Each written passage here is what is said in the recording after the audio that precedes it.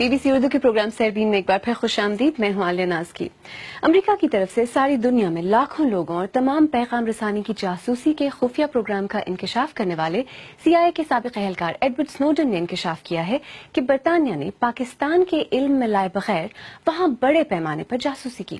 Be B C کے ساتھ ایک خصوصی انٹرویو میں سنوڈن نے کہا کہ انہیں یہ افسوس رہے گا کہ انہوں نے جاسوسی کے اس خفیہ امریکی پروگرام کا انکشاف بہت پہلے کیوں نہیں کیا. نامہ نگار پیٹر ٹیلر کی رپورٹ پیش کر رہے ہیں حسین عسکری. ایڈورڈ سنوڈن سے انٹرویو طے کرنے میں ہمیں 3 مہینے لگے. ہمیں انکرپٹڈ یا خفیہ زبان کے ایک ایپ کے ذریعے ماسکو بلایا گیا جہاں ایڈورڈ سنوڈن کو خود ہمارے ہوٹل آنا تھا. جو کچھ انہوں نے کیا اس کی وضاحت انہوں نے خود یوں کی.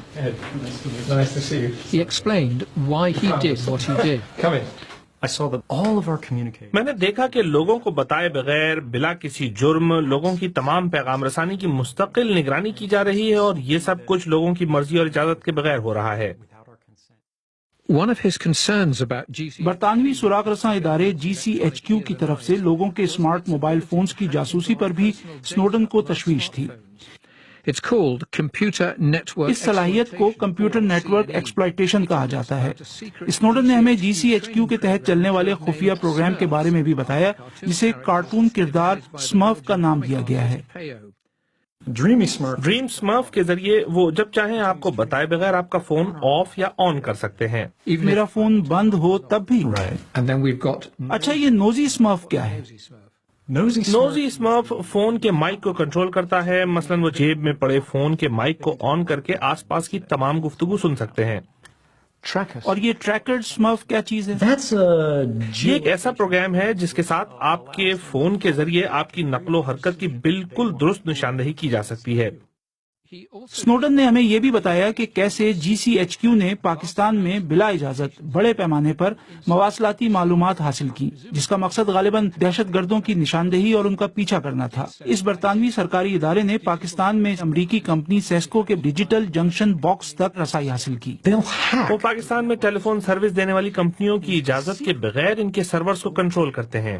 ٹیلی فون کمپنیوں کی اجازت کے بغیر؟ ان کے علم میں بھی لائے بغیر.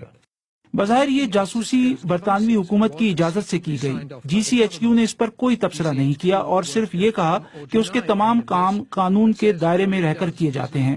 امریکی اور برطانوی حکومتیں ایڈورڈ سنوڈن کو غدار سمجھتی ہیں جس نے ان کے اعتماد کو دھوکہ دیا. کیا آپ غدار ہیں؟ یقیناً نہیں. میں نے کس سے غداری کی؟ کیا امریکی عوام سے بھی نہیں؟ کیونکہ آپ نے ان امریکی خفیہ اداروں سے غداری کی جن کا بنیادی کام امریکی عوام کی حفاظت ہے. اس طرح تو یہ دلیل بھی دی جا سکتی ہے کہ میں نے امریکیوں کو بچانے کے لیے حکومت سے غداری کی. اب سوال یہ ہے کہ سنوڈن کا مستقبل کیا ہے؟ کیا وہ ہمیشہ ماسکو میں ہی محصور رہیں گے یا کبھی امریکہ واپس جا کر مقدمے کا سامنا کریں گے اور جو کچھ انہوں نے کیا اس پر جیل جائیں گے؟ کیا آپ کو کبھی اپنے کیے پر افسوس ہوتا ہے؟ مجھے یہ افسوس ضرور ہے کہ میں نے یہ انکشاف جلد کیوں نہیں کیا. میں نے اس کی قیمت بھی ادا کی ہے لیکن میں اپنے فیصلے پر مطمئن ہوں.